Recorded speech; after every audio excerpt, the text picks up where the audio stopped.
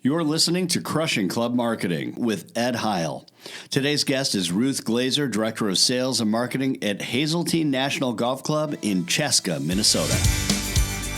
Ruth has generated more than 250 new members since implementing inbound marketing strategies in 2012. She's also grown the club's catering and events business year over year in that same time frame. There's absolutely no question she is crushing club marketing.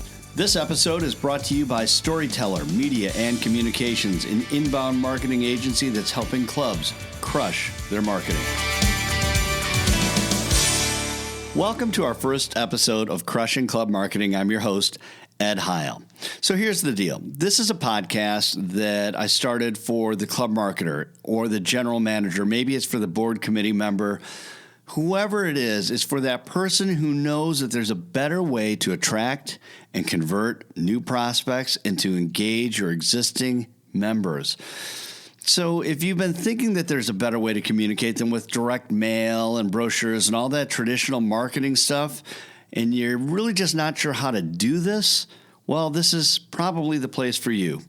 If you have been dabbling with social media and you've been thinking that digital marketing could be something, but you're not really sure how to get it all organized, well, you know what? We're going to have some help for you on this podcast. And if you're a club that's doing pretty good, but you just need a couple more members, or you need a few more Monday events, or you need some more weddings or events or galas to really push you over the top so you can continue to invest in your club, then this is probably the right place for you.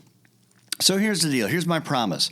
I promise to introduce you to people who can help you crush your club marketing and to talk about topics that are really relevant and helpful for you and your club. We want to give you action items, things that you can take away from this podcast and either consider or start to implement right away.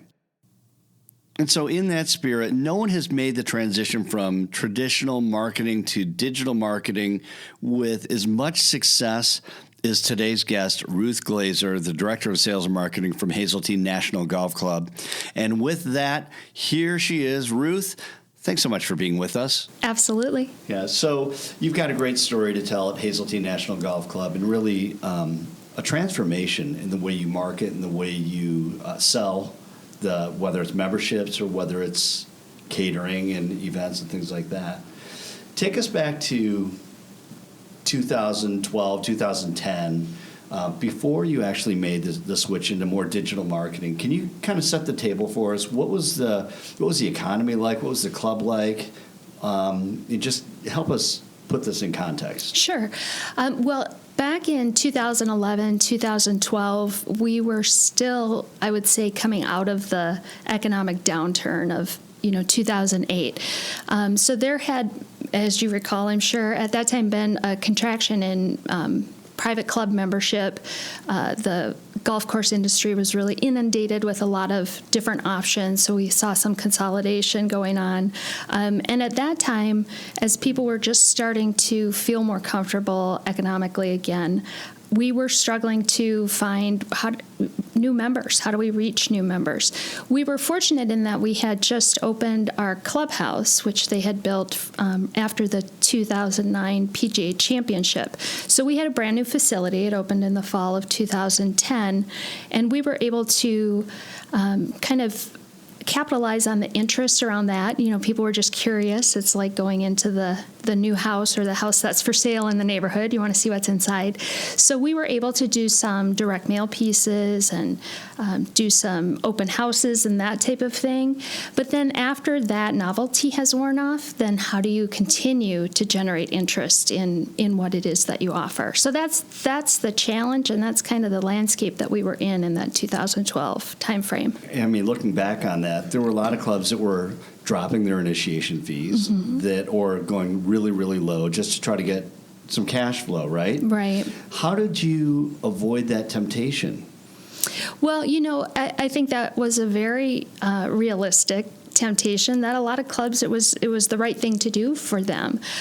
Our situation, we're fortunate. We had the 2016 Ryder Cup on the horizon, and Hazeltine has a 50-year history of championship play, and it's a quality club, and there was just a belief among the membership and the leadership within that membership that we weren't overvalued. So they were pretty across the board wanting to keep the integrity of the initiation fee.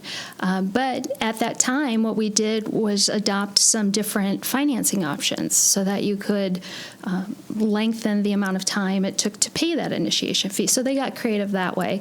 But I think we were well positioned to kind of withstand that pressure.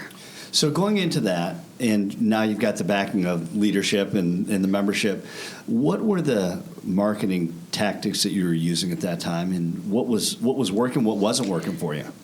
Right. Well, we had done a lot of PR. We, again, fortunately, we'd had the 2009 championship. We had the new clubhouse. We'd recently redone the golf course as well. So there were some newsworthy events, to be sure. But when I came on board, I looked at our website was antiquated. It wasn't really telling a good story about who we were. So I knew right away that there was an opportunity online. The other tactics that were employed when I got there were really kind of the traditional club marketing tactics. It was a membership brochure and a flyer and a tour and direct mail. So some really traditional methods. And we were looking at, or I was looking at ways to innovate and to really kind of harness some of that internet marketplace that's out there that we, you and I shop out there all the time, right? We know that people are finding their information online. So wanted to start to move more in that direction. So in looking back at that time too, what strikes me as kind of interesting for you to take a leap and move more towards a digital approach in 2012 is that there were a lot of different tools and things that people were starting to use. So there were blogs. Everything was emerging, Facebook, and how do we use that? And I know for us, it seemed like every agency out there wanted to say that they knew how to do everything. I mean, you still have that today, but how did you know what the right path was? How did you, it seems like it was the Wild West, and it was kind of, you know what I mean? Yeah, no, you're looking at me like it's like, I'm wow. cringing, yes. But yeah, it's scary. No, it really was a Wild West, and it is, it's funny to think about in 2018 because it wasn't that long ago, but, Twitter was just emerging and Facebook were just emerging as viable ways to market to a consumer, business to business, business to consumer. This was brand new territory, and there weren't any experts on it. And yet there's so many people who are like, I'm the guru, right? I mean, you see that all the time. Right. I'm the social media guru, right? Exactly. Yeah. And so, it's digging in and learning what you can. But then also, you had asked, how did we know we were on the right path? And I don't think when you set out, right? You do your research and you make the plan and you execute the plan, but along the way you have to check in and see, am I getting the results that I want? Is the amount of effort we're putting into this paying off? And what you think at the outset might not be what actually happens. And that was certainly the case for us. And I think an example of that would be our Twitter usage in the beginning. And again, it was just trying to figure out this brand new social media stream and how do we connect with fans and prospects and members and that type of thing. And we were trying a publishing schedule on Twitter.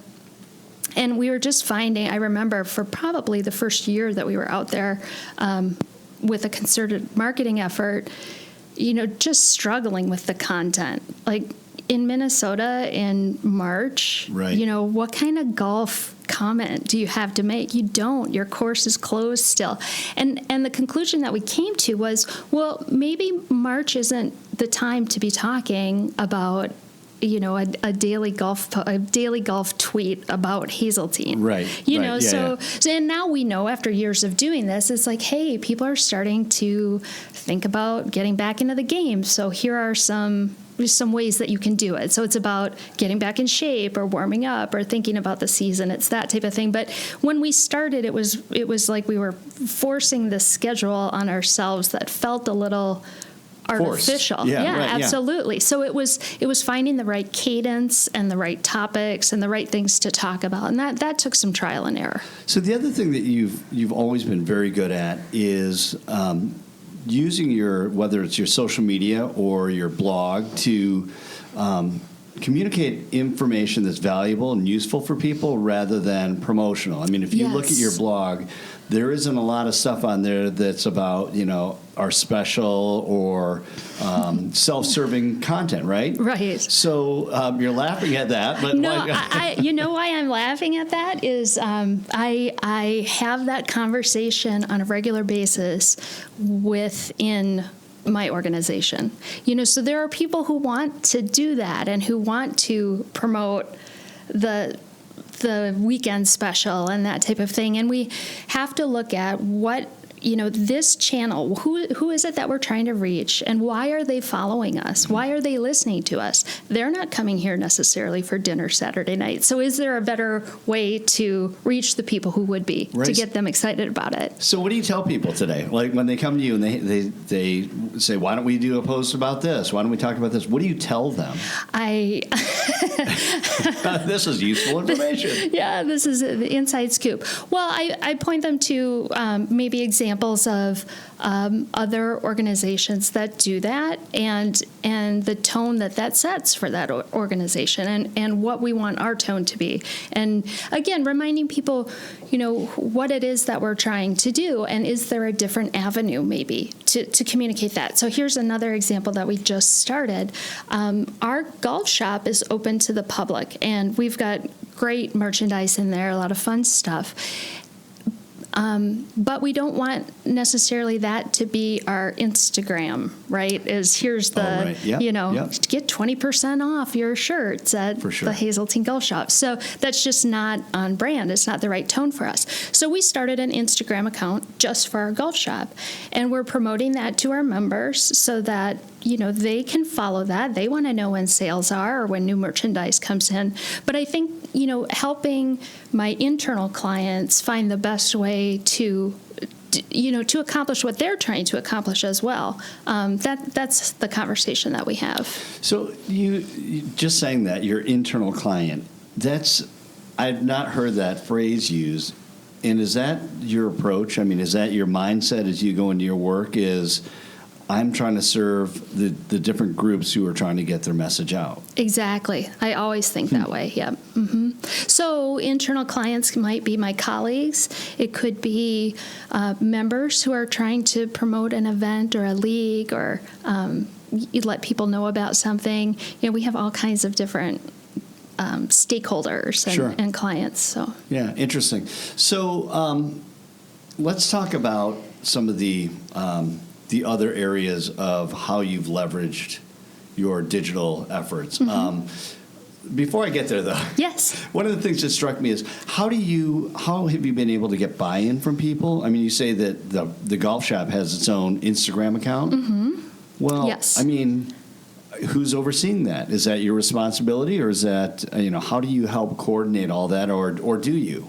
Well, I do to a certain degree. I try and be an asset that people can, use my knowledge, and I can help them set up things. And but honestly, with this new Instagram account for the golf shop, it's our new merchandise manager, who happens to be a woman who's in her mid-20s, and so she's pretty native to Instagram. Sure. It's a very comfortable social media platform for her.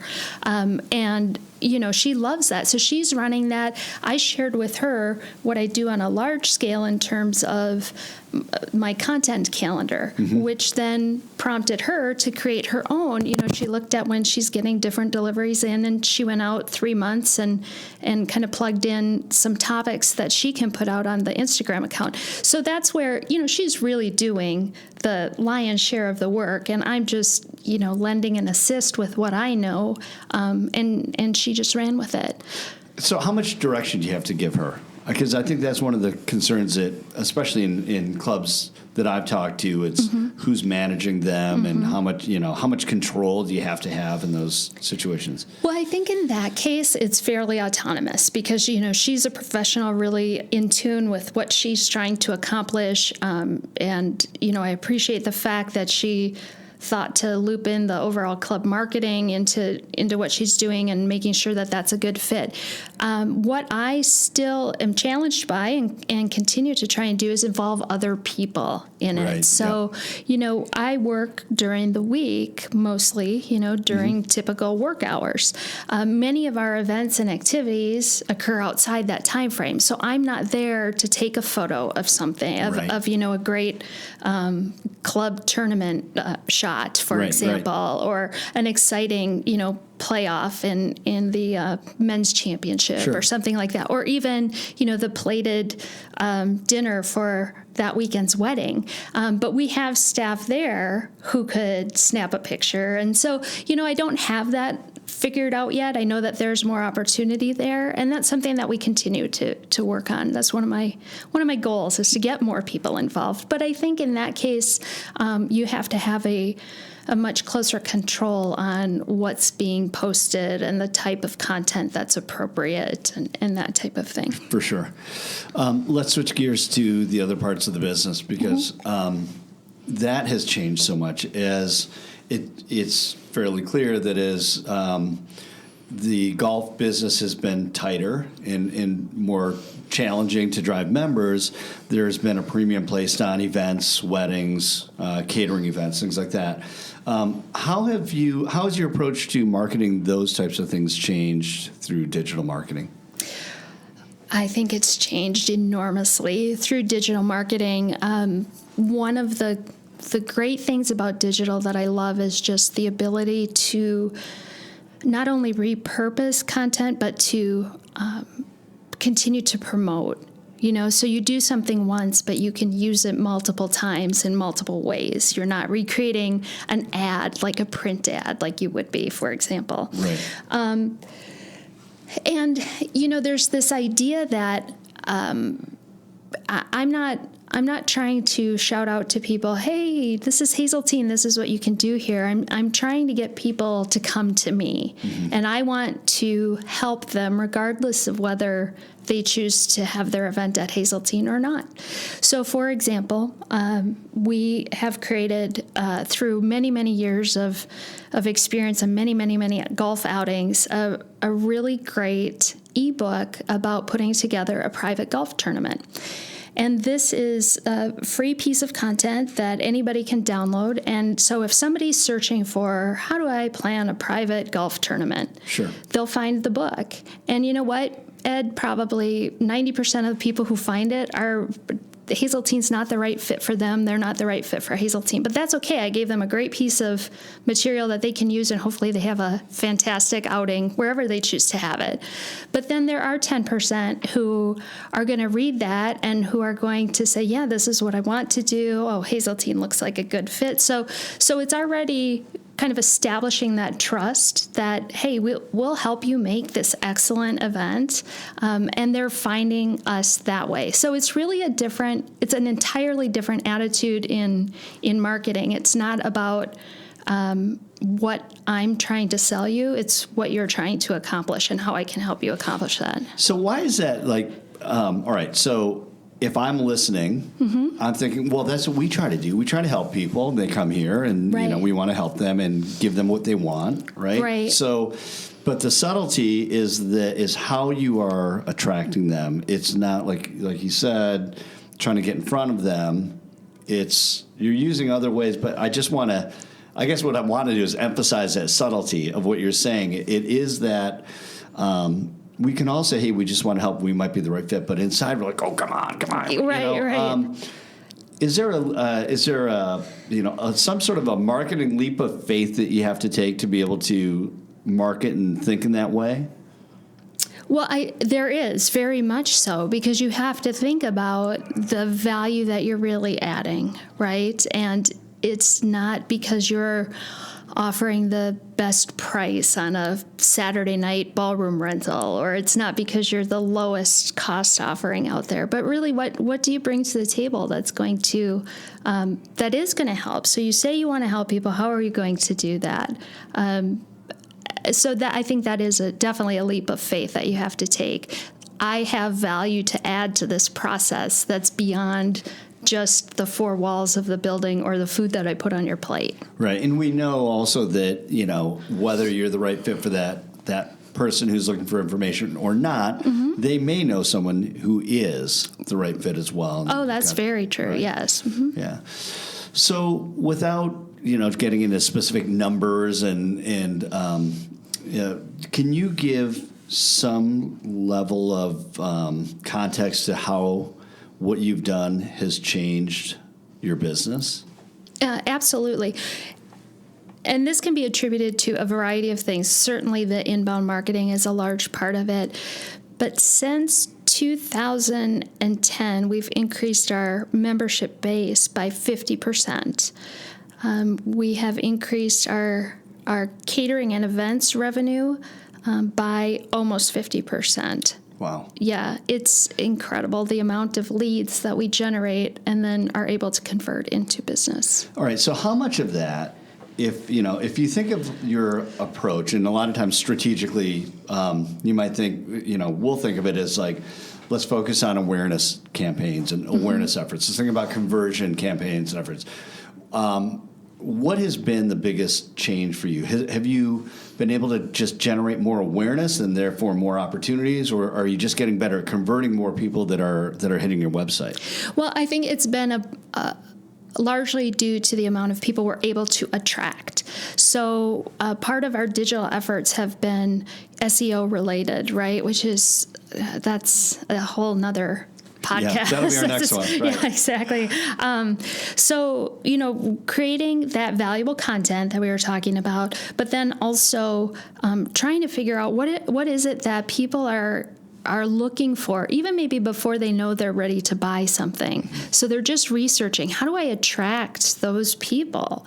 And what are those search strings that they're going for? And then it's creating the content that really feeds that. So I would say that what has allowed us to grow so significantly is attracting more people. We're fortunate in that we do have good brand awareness.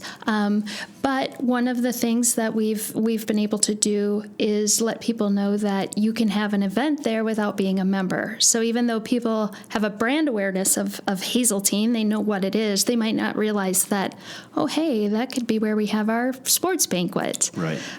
So it really is on the attract side, I think, that we've gained the most traction. And now we're getting into that, if you want to call it the second generation or the next level of implementing our inbound strategy and our online strategy, is how do we convert? And then how do we, once we've converted the people who are attracted to us, and once we convert them into clients, how do we bring them back? How do we nurture them and let them know about the next thing that they can do? So that's where we're at right now. God, you're talking like an inbound marketer. I know, it's scary. It's scary. So let's talk about you're moving in that direction now, but what's next for you? It seems like that lead management process in general for a lot of clubs is really, really difficult. I mean, it's you'll have people that they don't have a great lead management process. There are clubs that aren't using a CRM. What are you doing in that way, and what's working for you and what's not? Yeah, I can't imagine not having a CRM to manage the leads that come through. We have, well over hundreds of just membership leads every year. So that's beyond the ability to manage in your inbox or your email folders or even a spreadsheet. I need something that helps me to keep track of that. Have I followed up with this person? Have I sent them the information that they need? Should I ping them again and see if they're ready to talk a little bit more? So the CRM piece has just been absolutely critical to our success. It helps us to track all the conversations that we've had with them in the past. We make notes about family, what's going on. We can remember to ask about the vacation that they had coming up. Just all those little tips and tricks that really help you develop a relationship and get to know that person as they're in the process of evaluating your club, and then being able to follow up with them in an automated and kind of systematic way is so important. How, you hear that, and I think there are probably some people going, we don't have the staff for that. Like we can't support that. I mean, hundreds of contacts and follow-up calls, and what's your staff look like, and how do you divide the responsibilities? Yeah, I almost think that that's the argument to do it, right? Because if you don't have staff, then you need to be even more organized. So, we have a small staff. It's me, and I have a catering sales manager who handles the vast majority of our banquet events.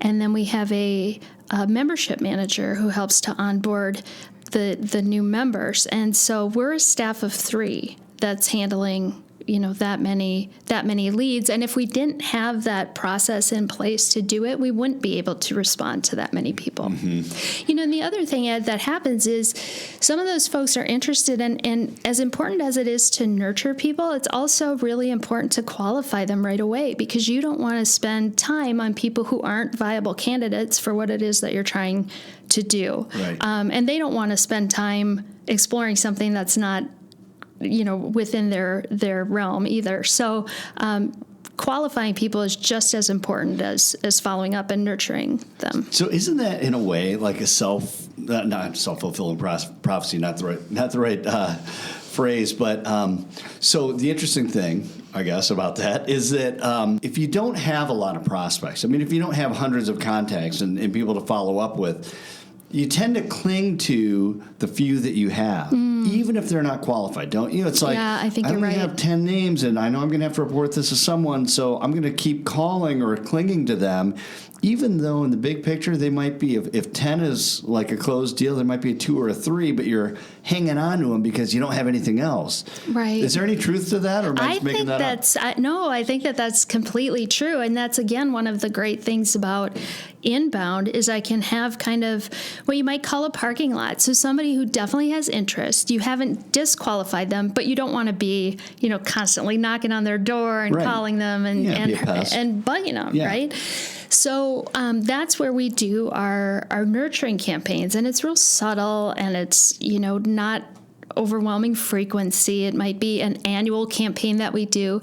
And again, it's about valuable content. It's not about Hazeltine. Sure. It's about, the Masters is coming up. Here's who to look for. And, here's who our pros pick for the Masters. Right.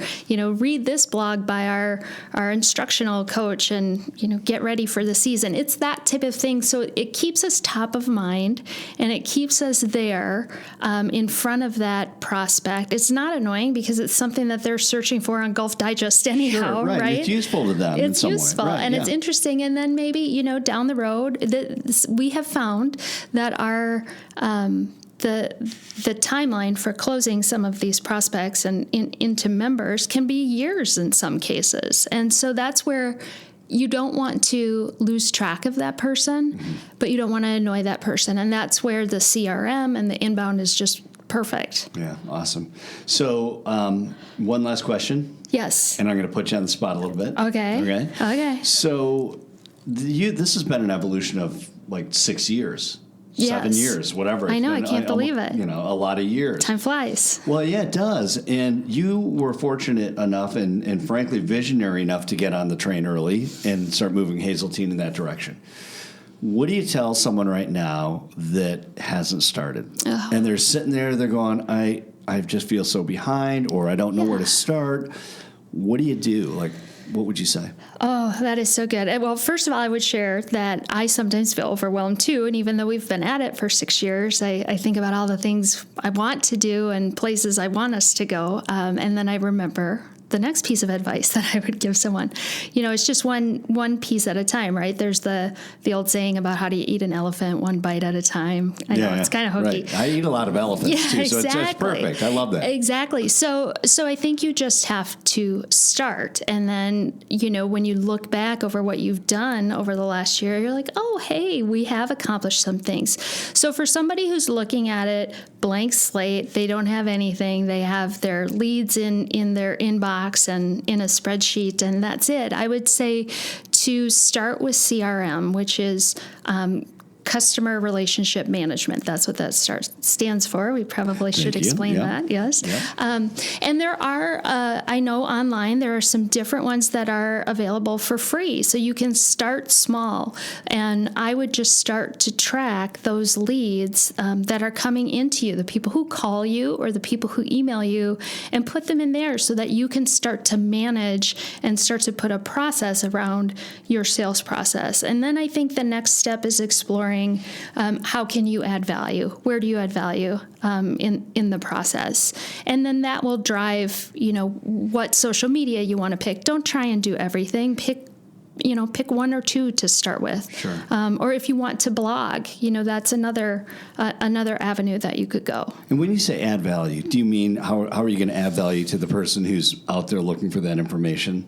That's exactly what I mean. This is not about you promoting your business, right? It's about what is it that your prospective member or your prospective client is looking for, and how do you provide that to them? So, so often as salespeople and marketing people, we think transactionally, right? How am I going to get money? For sure. How do I make this sale? But we have to take a step back from that and really look at what problem is my prospective member or client trying to solve? How can I help them? What's some information that they would find valuable? That's really where I would start. Oh, and just another piece of advice. Sorry, now I'm thinking of all kinds of things. I can't do it all. Yeah, exactly. These are your top 3 things. Right. The other thing is you don't have to do it all, right? So you have subject matter experts within your building. Reach out to your golf pro. Reach out to the people who are selling your merchandise. Talk to your catering manager or your chef, and see what they can share. They would have a lot of content. I think that's what a lot of marketers can get overwhelmed with is, oh my gosh, how do I produce all this? Well, you don't have to do it all. Right.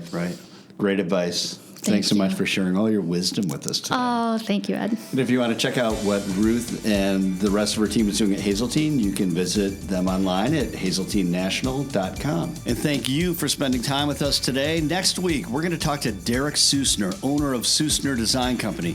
The guy's awesome. Derek is going to help us understand the importance of your club's brand and how to take a traditional brand and make it relevant for that younger member that we're all trying to reel in. Till then, keep on crushing your club's marketing.